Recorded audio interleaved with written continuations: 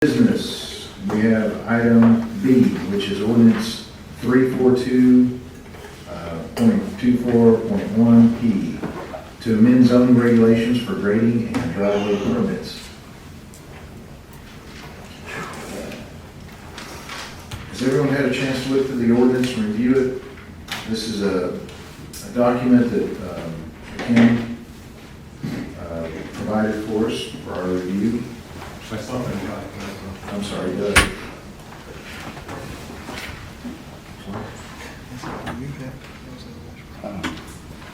There were some things that I thought might want to be considered for addition. One of those may be about curb cuts along gravel driveways that empty out onto our city streets. In areas like that, I think maybe we need to have a provision in here that when you have a medium such as that, dirt, gravel that might be tracked out on the city roads, we provide for an apron of asphalt or concrete or something to kind of mitigate that. And I've noticed that on Townsend Square Drive that we're getting gravel out in the road. That might be a good addition. And then I also had a consideration as well about what affects this to go into, what creates this to go into effect is the permit being required when no person shall do any excavation, grading, or site clearing without obtaining a permit for said work. I think that's really broad in scope, and I'd like to maybe see if we can narrow that down to just in regards to construction, or maybe we could for things such as landscaping, when you're doing earthwork and things for landscaping that aren't that intensive that a permit isn't needed, or maybe if there's a certain amount of earth that's expected to be disturbed at that threshold, then a permit needs to be obtained. What do you guys think about setting some kind of a trigger for when the permit is required, some kind of a threshold?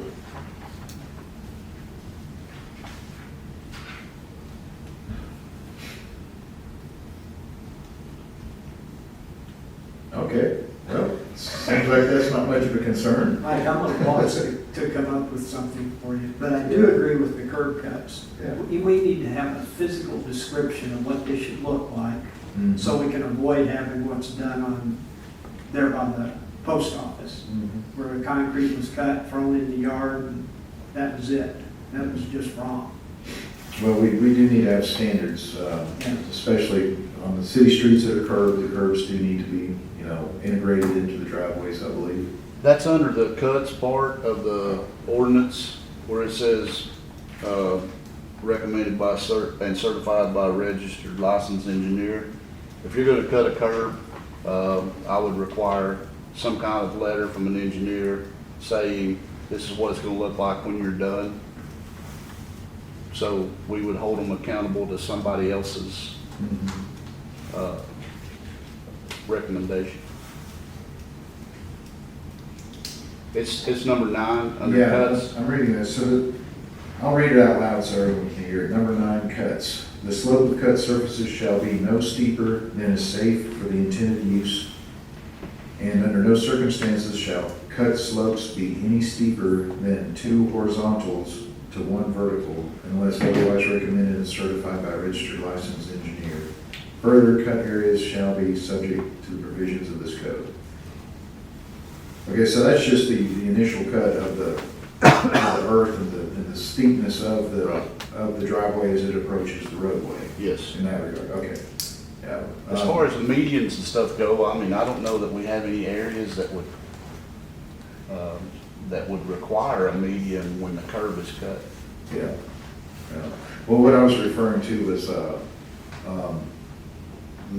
having the gravel setback from the edge of the road with some kind of concrete or asphalt surface. Yeah, like an apron. Yeah, an apron, there you go. Yeah. And then the cuts I was also referring to was just whenever the curbs along the edge of the driveway get cut, we need to have some standards for. If you had typical sections then everyone would be doing their curb cuts and driveways exactly the same way, and it would be a consistent look.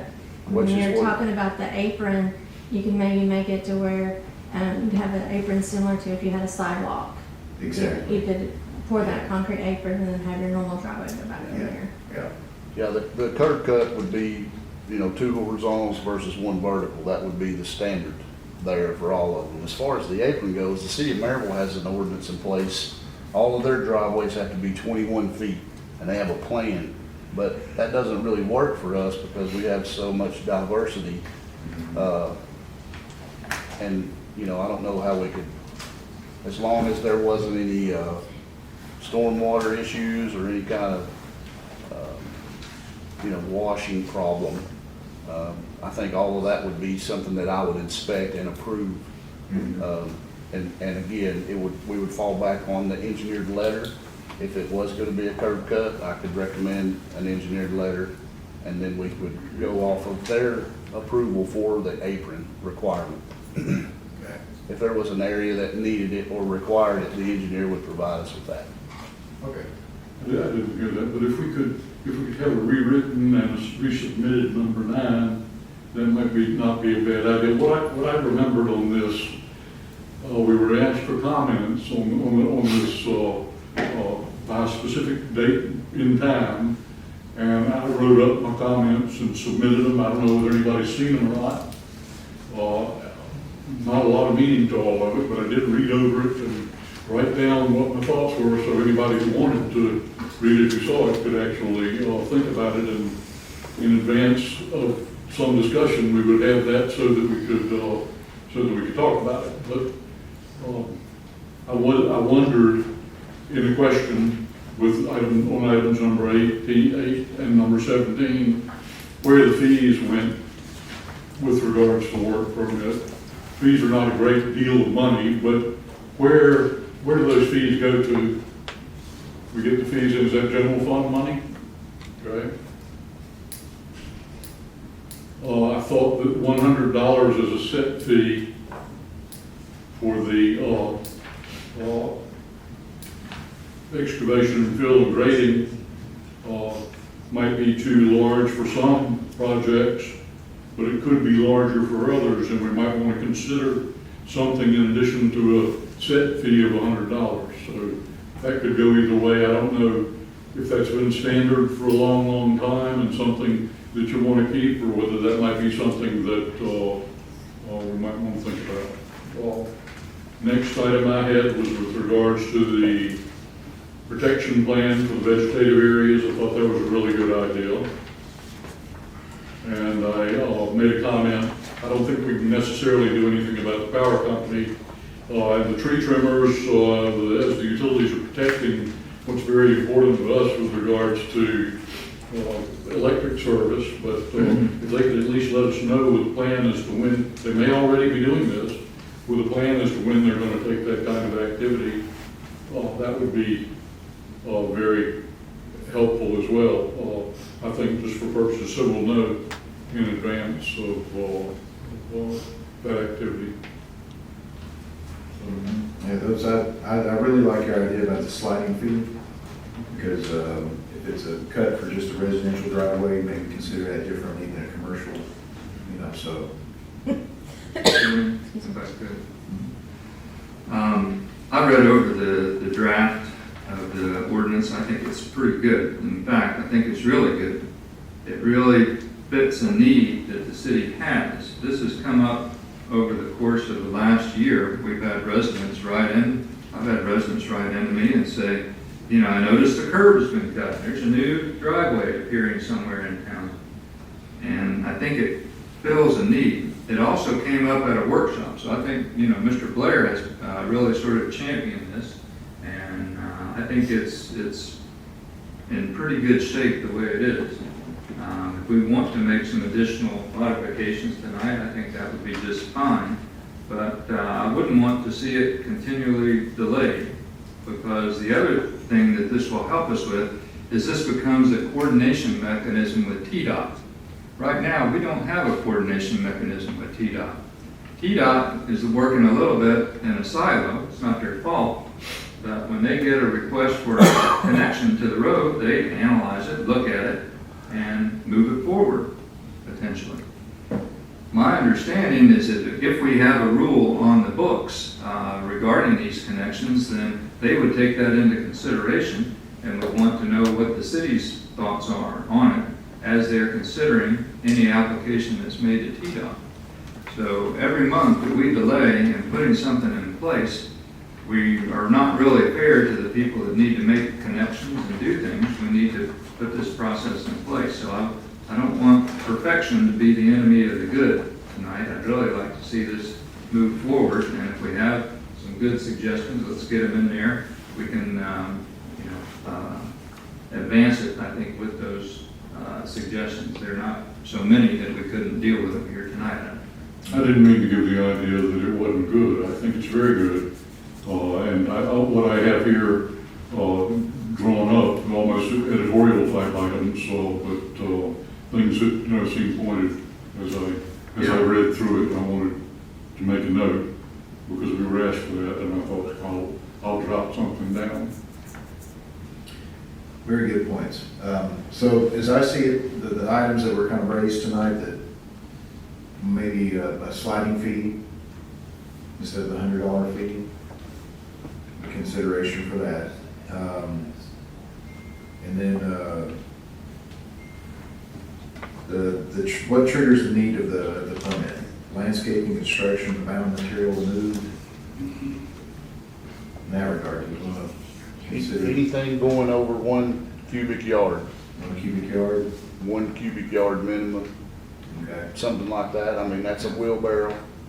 You're gonna get an excavator on site, we need to know what you're doing. Okay, well, if we can add some language like that into the first part of the permit requirements. Okay. Was there anything else specifically that anyone would like to see? I want to ask one question. You know, we have section 8-305 in our specs that define a whole bunch of stuff about driveways, where they can be, all that kind of stuff. Is this in addition to that stuff, or is this in place of that stuff? I think it's in addition. Okay. This is just a definition.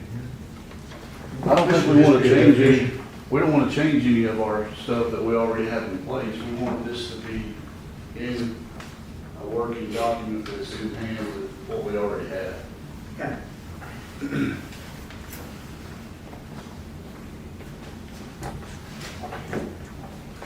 All right. Mr. Chair, this could be adopted and then have amendments as it's worked out.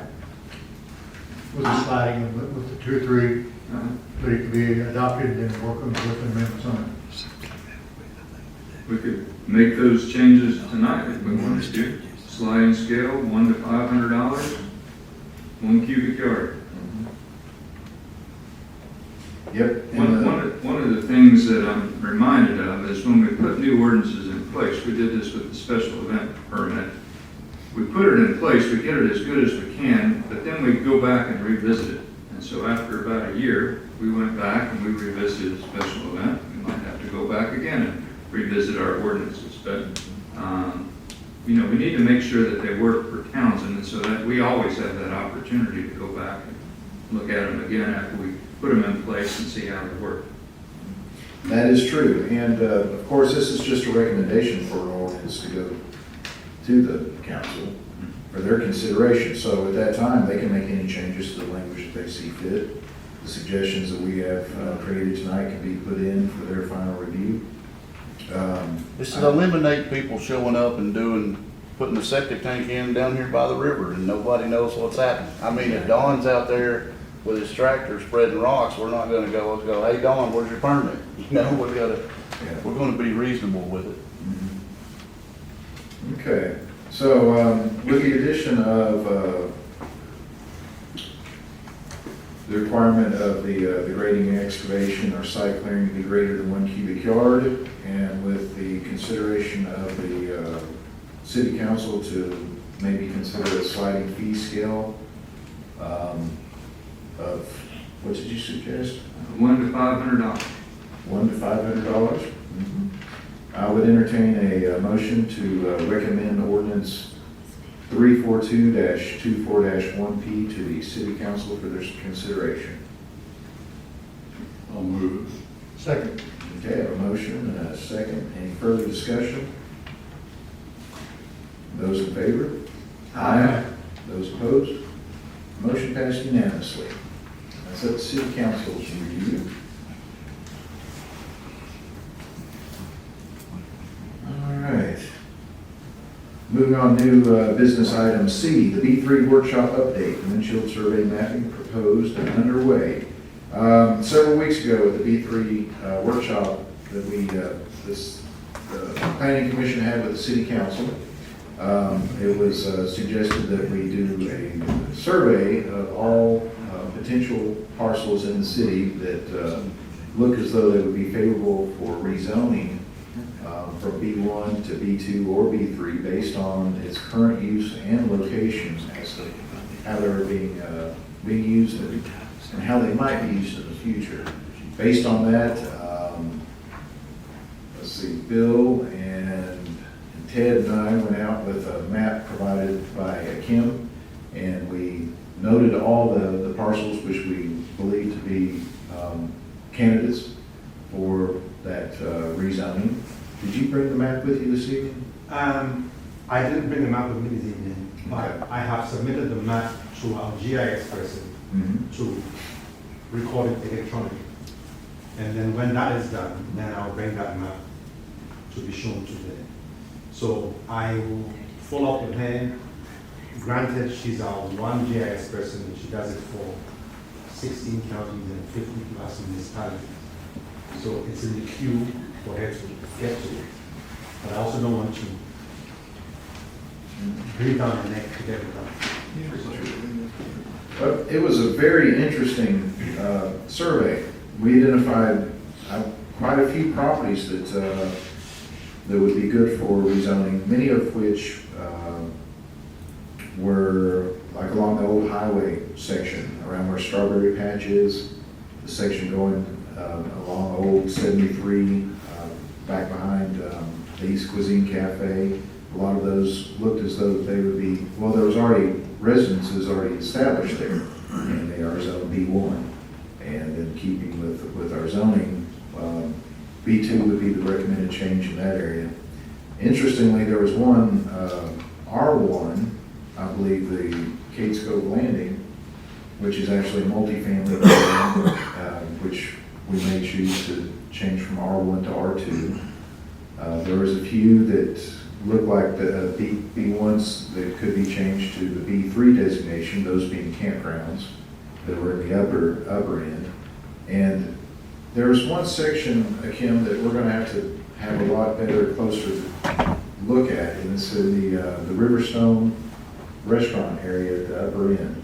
Because as we got into that area, it was hard to tell where a parcel was and where the different lines were to determine. So at some point in time, I'll have to get on a Google Earth map and actually see the parcel lines overlaid and have a computer in the car to be able to establish which is a business and which is established and which is a residence, and make a determination based on that. But roughly, we had probably about 15 parcels that could go from a B1 to a B2, and about 4 or 5 parcels from a B1 to a B3, and then we have the one parcel we identified as an R1 that could be considered to be an R2.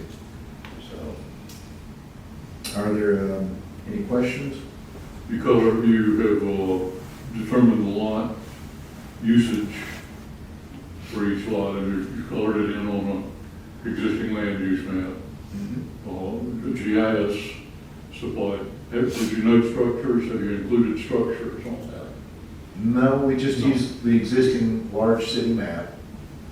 The plan is, this map will be, because remember we had mentioned that we wanted to go through and do an extensive, I want even above and beyond what Michael has done, so that we know exactly what is on each property. So that will be the first step, to do the second step, whereby we need to get how many people, a respective number of people to go and determine what all these properties are.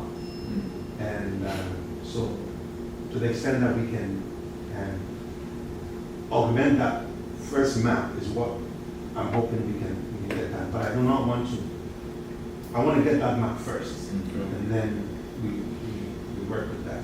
One thing I would love to do that I haven't had the opportunity to do, and I don't know that I could do it if I just had the city limits map or my handheld computer, would be to ride with someone to find out exactly where the city limits are out there in the real world. Somewhere we're going back one way or another, and there's woods.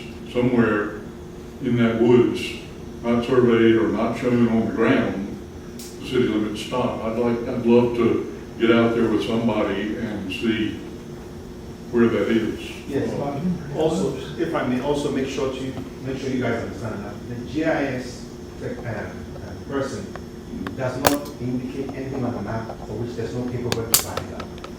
I couldn't hear that. So the GIS, our GIS staff member will only indicate on the map where there's paperwork to back up what that boundary is. So the city has to find all those ordinances, all the paperwork that indicates that it is a legal boundary that the city has adopted, if you know what I mean. So whatever you do will have to back up the paperwork. That's what so that's one of the things. I'd like to know for my own purposes, I presume it hadn't been surveyed. It has. Except the lot lines have been surveyed. It has. It has? Rick Younger used to be on the board, surveyed the whole city. Okay. Well, I'd like to know more about that somehow, if we could work that out. Maybe a trip with you guys. Well, I just told Tim we need to do little city, welcome to the city of Townsend, city limit signs, and we can put them Yeah. everywhere you're driving into the city, regardless if you're coming off the mountain, whatever. yeah. That'd help everybody. Well, like Kim said, this is the first step on a comprehensive map, and I think we'll be able to add layers Yes. to it. Like you suggested, we'll be able to identify parcels that are vacant, parcels that have structures, parcels that are maybe in use and abandoned and such. So I see this as being something we'll be able to add to and be a good source of information in the future. Yeah, so for example, the things I mentioned about transitional zone and overlays, that's something that these maps, as we develop them, will help inform what that should be. And looking at the colors, when we came in and color coded it, we did come out with very distinct areas and defined little districts and groups that have kind of already organized themselves in use just by geographic and traffic patterns. So it's really interesting. Mr. Chairman, can I just think of Yes, this sir. quick? Since you don't have that map, can you furnish the parcel numbers of these parcels that you want to be zoned? No, I cannot. Can you? Okay, I'd like that. Mike, can I ask a question? In preparation for this, I read the B3 section carefully.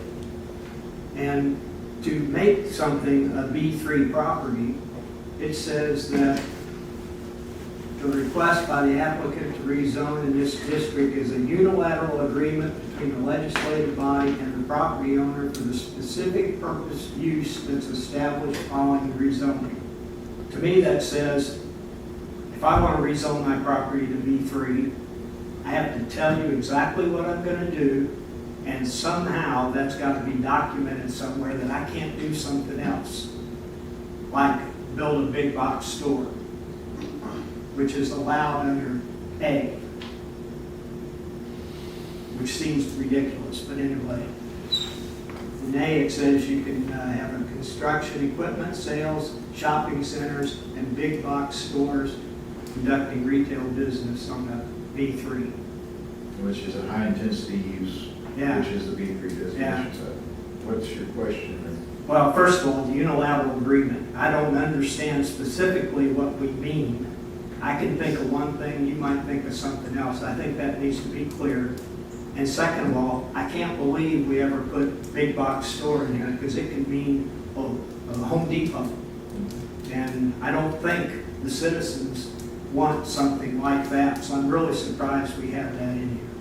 That's my comment. As far as I know, we can't regulate a certain type of business out of our city limits if it's permitted in the state as well, so even methadone clinics, we have to make provisions for them to, We have them. and we have them, so, yeah. So I'm suggesting instead of allowing big box stores, we need to be very specific if we're gonna have one, the requirements it has to be, like Oh, yeah, we can. 1,000 feet from the nearest campground or whatever, you know, Or they can only be built on 5-acre parcels. or something. I Exactly. just, And you have design standards as well. So yes, I just, when I was reading this, I stumbled on that.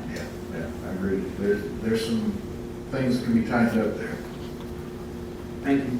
You're welcome. All right, that was item C, the B3 workshop update. Are there any questions on the map and the initial survey we made? All right, that'll be a process we'll just keep on working on. Item D, the 321 corridor management plan update. TDOT has requested we participate on the TDEC and other state agencies in creating a 321 corridor management plan.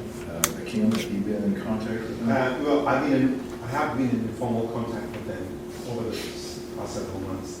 I even went to one in Kingston, and I've been going to that meeting for quite a while. And as I was telling the mayor, that process is quite arduous. I'm sure you can say more about how long those things take. I'm hoping that we don't have to go through that same process to get it done to that extent. I mean, I think hopefully something under 6 months that can be under the umbrella of the CPAC timeline is what I hope that we can do. But the one in Kingston has been going on for quite a while now. I would simply say that we want to make sure that we have some public input, and we make sure that the highway becomes, there's some traffic calming measures to it, so we don't have people zipping through. Not so much because we don't want them coming through, but we want them coming through safely at a respectable speed. And then, to figure out or to be aware that there might be some issues that, in terms of maintenance, we have to keep in mind. But I would suggest that when that is ready, I would lean on you as our lay resident expert to help us go through that process. But I think that plan is needed, but I don't know.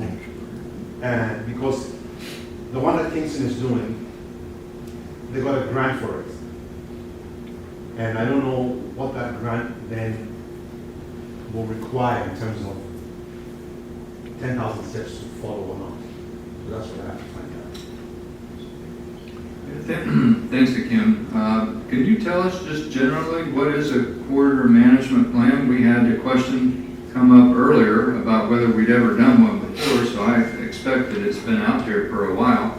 And it sounds like TDOT is inviting us to participate in this. Are we required to participate in it? Is it something that we do voluntarily? Can we have any opportunity to scale it, to make it fit for Townsend? Let me first say that TDOT is not inviting us. We asked TDOT if we could do one. And TDOT said it can be done. We wouldn't mind working with you to get one done. When we get one done, we will help you enforce it. So it's rather that we have approached the state. The state hasn't approached us. Who initiated it? I did. In terms of, you guys had mentioned that, oh, I won't say you guys had mentioned. I have suggested, let's put it this way, that we have to make sure that we manage the access onto 321 and the idea that of this driveways is an issue, and how we want to make sure that we don't have too many cuts coming off 321. So the best way in which to get that done, so that we can manage so that 321 doesn't become like Pigeon Forge or Kingston Pike, is what the corridor management plan is all intended to do. So, what Kingston, for example, is doing is wanting to make sure that they're not only addressing issues of parking, on-street parking, they're addressing walkways, they're addressing islands that are turn lanes. All those things are what the corridor plan will help address. So now, the idea is that the same thing should be addressed for Townsend, because the idea of 321 being like an incision to the city, and it's on this street that a lot of traffic happens, is the reason why we would want to consider doing the corridor management plan. How does the corridor management plan, once developed, how does it get utilized? Is this something that TDOT refers to, like the mayor mentioned, when people request driveway cuts and things of that Yes. nature? It will inform how they approve any driveway cuts onto the highway. Okay.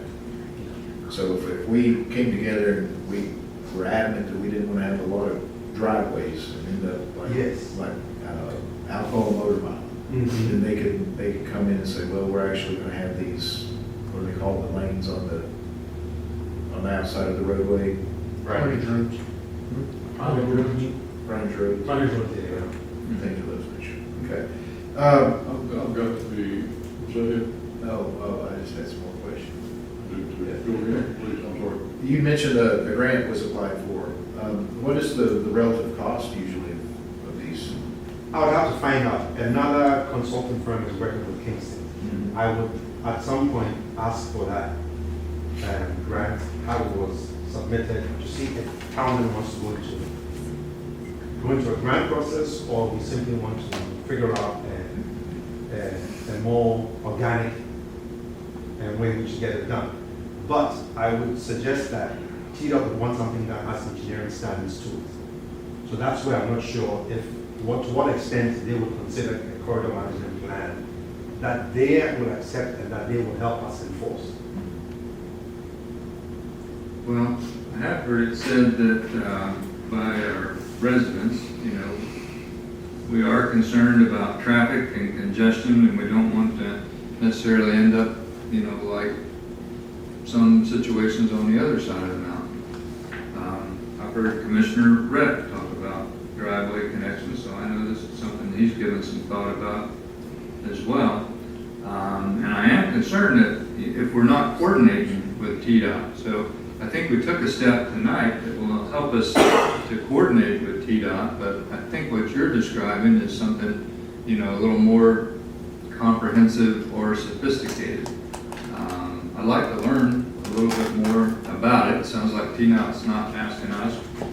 We would be asking TDOT if they could help us to design this, and we would find something that's fit for Townsend, and it would, maybe go some ways toward protecting, preserving some of those things that we like in Townsend.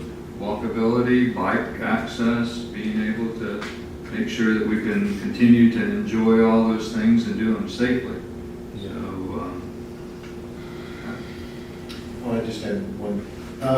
Is it possible that you can ask TDOT to maybe give us links or information to other corridor studies, so we can just have a look at one that's completed, so we know what the thing is? Then maybe you can email us those links or documents. would it be useful to have a workshop to specifically sort of set aside some time to talk about this, and whether it's something we want to engage in? Is it something that we could tackle under the community plan? Yes, I had mentioned to him that I'm having a meeting with my staff members, my colleagues, on Monday. One of the things I wanted to do is to have some workshops, as you've done with the SE group, to have with us, and have it with the city council, the planning commission, the CPAC committee, and the public at large. Yeah. The idea now is to figure out what the themes of those things would be. And what I'm gonna propose as one of those themes for a workshop will be on the corridor management plan. And at that point, we hope to get some input, or some presence, I should say, of TDOT at that workshop. I was gonna say, can we bring in somebody from TDOT who is a subject matter expert to the meeting where we can grill them a little bit about what we can do and what the restrictions may be with regards to our corridor management plan and study that we're thinking of? Well, I'll suggest you don't grill them, but yes. But they will be there because the meeting I had in We'll light Kingston. a fire under them. Yeah, the meeting I had in Kingston Only this if we morning, need to. 2 TDOT representatives were there. I was pulled up the Blount County zoning map today and printed it out, and I will say, with regards to our map, I think we're looking pretty good in terms of our mapping procedures. I know that with Mr. Eckert, who is gone now, I will say, but we had some complaints about our map before. The Blount County map is not one that is absolutely perfect either, and there are things on there I wanted to see with regards to what Blount County has that is outside of the city of Townsend, where our boundaries meet, what kind of compatibility we might have there or not. And it does seem like they have R1 and R2 areas that are adjacent to Townsend, which seems pretty compliant and consistent with what it is that we're concerned with. I looked at it with regards to the corridor plan, thinking about these main corridors that are coming out of Maryville that have development along them and development in progress along them. And one thing we don't want, we don't have jurisdiction for zoning within Blount County, but we see Blount County extending out along these corridors towards us. We don't want every kind of fast food in the world along those corridors slowing us down and trying to get to the rest of the world from our location. So that's one thing that we really need to work on in terms of cooperation with partners in all of this. And Blount County certainly will be a partner for us, I hope, in the long run with regards to planning activity. But we need to think about Lamar Alexander and some of the other main highways too, where some of this type of development activity is taking place. Primarily, though, the corridor plan and what we can do something about will be that area that is within the city of Townsend. Well, exactly. So a couple more things. One is that when I went on a tour with Dave Ho, one of the issues with the corridor management plan, I think, should be about how the public areas like the Blount County doesn't impinge on the adjoining neighborhood, and how we want to manage that transition between a residential area and an impactful public area, and how we want to manage that. Then also, what I'm specifically asking you to do, and I haven't been specific about it as yet, and I'm hoping to do that now, is that a lot of these corridor management plans are quite thick and bloated. And I would rather have something that is manageable. The one I'm seeing with Kingston is just it's like sensory overload. And I'm hoping that you as an engineer, and you knowing what Townsend wants, that it doesn't become a document that is just going to end up on the shelf, but it's more something that is practical than And useful. yeah, exactly. Very good. Any other questions or comments about the 321 corridor management plan? All right. So don't be daunted by what I send you, because it might slap your face. That's what I'm trying to warn you. Yeah, I wonder if there's small communities that have done the same thing that maybe could I'll be try equivalent to us. Kingston is pretty small, but Don't give us Chattanooga or something like Exactly. that. That won't work. All right. And item E, Townsend CPAC update. I have an hour and 5-minute presentation. Please. Let's condense it to 5. Got it done in half. I have Brady J. Pope, Chairman of the CPAC, have some community members. Christina's here. We've lost the rest. We're great. So the 321 corridor management plan interests us. I have a note here to try to coordinate along with the CPAC timeline. I think that it's important to do that. We're looking at kind of midsummer to release this document, get all this work done. It's going to require a lot of effort from a lot of people. So we are definitely for that, because that will be extensive in the document. And if we have a higher power that can help us enforce those cuts, that'll really kind of go along with where I'm going to go here in the next 5 minutes. So that timeline's coming up pretty quick. I think what we need to work on is to make sure it doesn't go past our timeline. That's what I'm worried about, too, exactly. Yeah, so I like the minimized process, and it might just be a big dog pile of a lot of people. I have the 2 consultants we work with is ETDP, Akim, and SE Group. I have an email from Akim, and should be next month. He's gathering, so all the scrubbing of the document and all the information that's going to be changed or modified or recommended and all this stuff is winding up. The engine is winding up. We should be able to get that on a Gantt chart. We're hoping in 30 days. Yes, we have a meeting on Monday to go over that. Yeah, for the next meeting. So then we can make that public and make everybody aware exactly to hold everybody accountable. And then it lets you know that we're doing our work and working with our consultants and like that. So we're there. Next Tuesday, we will have another presentation from SE Group, and they'll be updating that we are working towards our vision statement. What time is that update?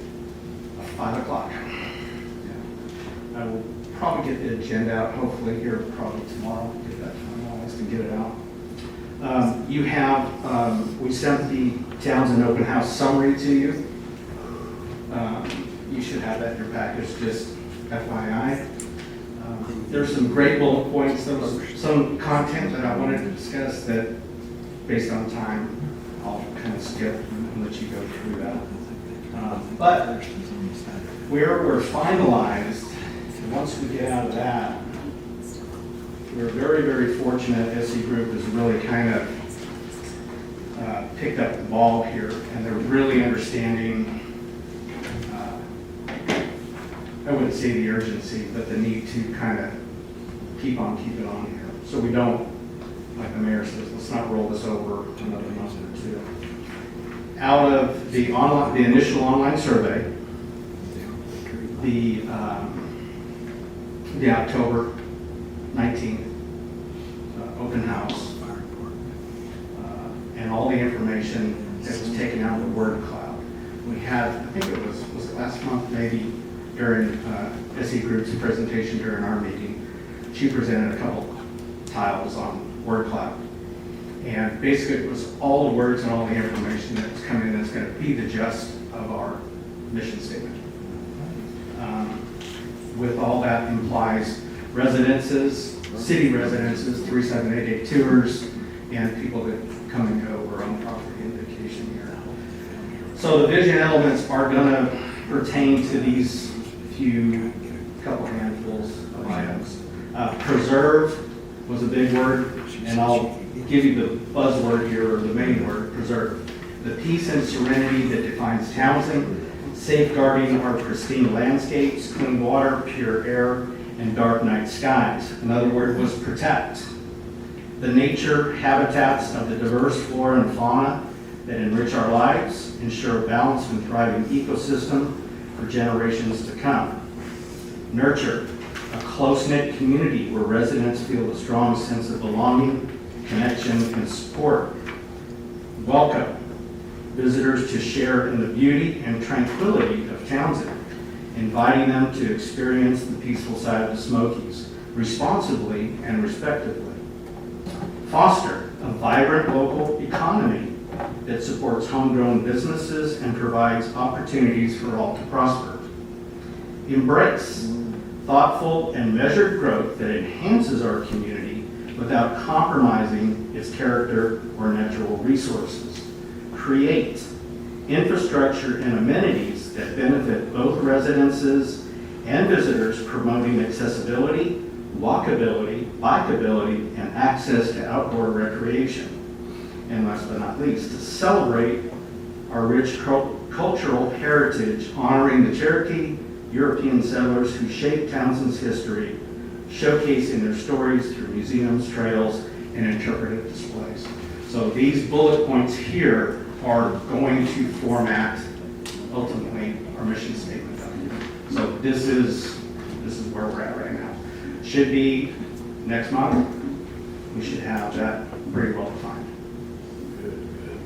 Are there any questions? I think I speak for everybody in the room that all that we've said and all that we do, protecting that river Yeah. is the most important thing we could possibly do when we think about zoning, when we think about growth and development, when we think about setbacks, when we think about the way we look, when we think about putting a manufactured or mobile home right beside the river that might leak into the river potentially, we have to always consider,